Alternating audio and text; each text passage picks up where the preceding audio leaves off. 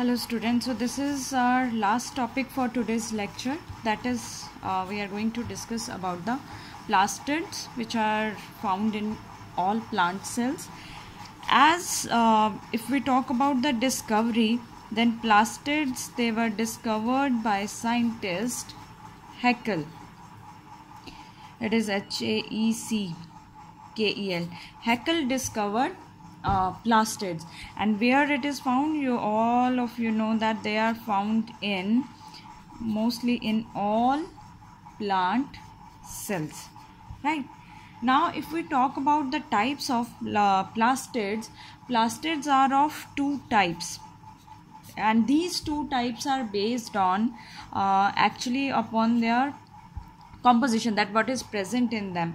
So this is based on that what is present inside these plastids. So on the basis of that, first we will describe in two types. In many books they are written as leucoplast, chromoplast, chloroplast, but we are going to take chloroplast differently. So here we are going to discuss them as the leucoplast and the chromoplast. So first I am going to discuss here is leucoplast. Now leucoplast, as the leuco means color, white. So this type of plastids, they are colorless, right? They are colorless, and colorless means they are not having any kind of pigments, and they are present in those plant parts which are not exposed to light, means they are present underground. So those plant parts which are not exposed to light, there can easily you can find out the leucoplast. Example for your easy understanding, like where they can found in potato tuber, because their main function is the storage. So they are found in tubers, and they are found in roots of the plants and rhizomes, like they so in these parts of the plant you can find out leucoplast. What is their function? They help in the mainly the storage of food. So three types further of leucoplast depends on storage. What are they storing? So depends on storage. This leucoplast, they are of three types. First type is amyloplast. Amyloplast, they store carbohydrates, or carbohydrates in which form? Basically starch. And very easy example to understand this is potato tubers. They can be found in potato tubers, rich in, they are very easily found in potato tuber. And wheat, you can find them in wheat, and then rice. So these are the examples of amyloplast. The second example or type of leucoplast is aleuroplast. Aleuron means protein. So they store aleuroplast, they store protein, and protein which is found here is aleuron. Because of that they are known as aleuroplast. Where they can be found? What do you eat for protein? Pulses. They are found in pulses, maize. They are rich in proteins. And where you can find which plastid is present there? Aleuroplast. The last type of leucoplast is aleoplast. Aleoplast is they store fats. These third type is they store fats and oils. So mainly they are found in seeds. So that is found in castor seeds. You can find them in groundnut and sunflower. So that is rich with the aleoplast. So three types: amyloplast for the starch, and aleuroplast, that is for the protein, and aleoplast, that is to store for, this is basically aleuron protein. Because of that these are known as aleuroplast. chromoplast. Right, now next come to the chromoplast. That, as the name suggests, chromoplast, they are colored plastids. They are having colored because of the pigments. Which type of pigments they are having? They are having carotene, xanthophylls. These pigments and other pigments, they are present in the chromoplast. Actually, because of carotene and xanthophyll, parts of the plant, they look yellow, orange or red in color to us because of these carotene and xanthophyll, and they are found in another type of plastid, that is chromoplast. Where they are found in plant? They are found in those plant parts which are exposed to light. And which plant parts are exposed to light? Like leaf, they will be found in petals, they can be found in fruits. They are exposed to light. What is their function? As these parts are exposed to light, so the petals are for the pollinating and leaf is for the photosynthesis. So what is the function of chromoplast? They are helpful in the photosynthesis and attraction of, they help in pollination. So attraction of pollinating agent. So where there they can be easily found. Your second type of chromoplast, that is the second type of plastid, that is the chromoplast. What we have to discuss here in detail is the third plastid, that is our plastid which is called chloroplast. All of us know that chloroplast has which pigment? Chlorophyll. And where this pigment can be found? Leaf, in green stem, and plus it has carotenoids also. Why carotenoids? These all pigments, they help to trap light energy or to absorb light energy. And when do you, which process you need light energy? Plants, which they need light energy for which process?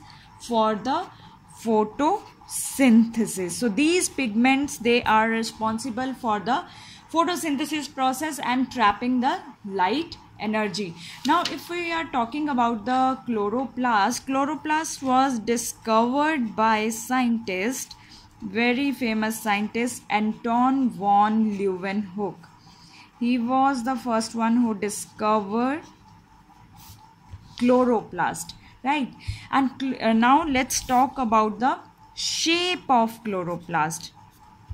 Chloroplast is usually drawn as oval or discoidal, disc-like structure in especially in higher plants. There are different types of structure in Spirogyra, in Chlamydomonas, but here the structure which we are going to discuss, that is found in higher plants. And which shape it is? It is oval or disc-like shape, right? Let's draw the structure again of chloroplast. If we talk about the structure, it is a double membrane structure. One another organelle which is double membrane. Otherwise, where we discussed the double membrane, that was in the mitochondria. So if we draw the structure of chloroplast, what is this? This is a very smooth membrane, that is outer membrane of chloroplast, right? Outer membrane, what is the feature about outer membrane? We discussed in mitochondria also, less proteins and it is permeable, right? Thus this inner membrane is also smooth. It is not like enfoldings having, like, you can draw it better than me, like it does not have enfoldings of like the mitochondria has. So this membrane is inner membrane. And what is the feature of inner membrane? More proteins and Which kind of permeability it has? Selective permeable, and in many books you can find also semi-permeable, but actually both these terms, they go simultaneously, right? So more proteins and selectively or semi-permeable. What is other things which are found? That transparent material, inner space, basically I will say this inner space is filled with matrix, and this matrix is called stroma. S-T-R-O-M-A. This inner matrix, inner space which is filled with matrix, and this matrix is called stroma.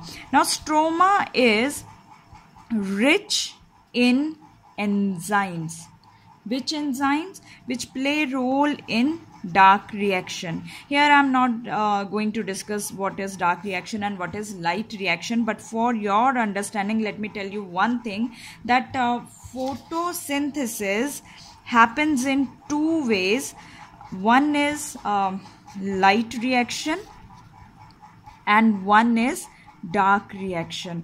So all the enzymes which are play role in photosynthesis process and dark reaction, they are found in this stroma, right? Example of this enzyme which I have to discuss here, the example of that enzyme is rubisco. Most abundant, we call it as most abundant protein.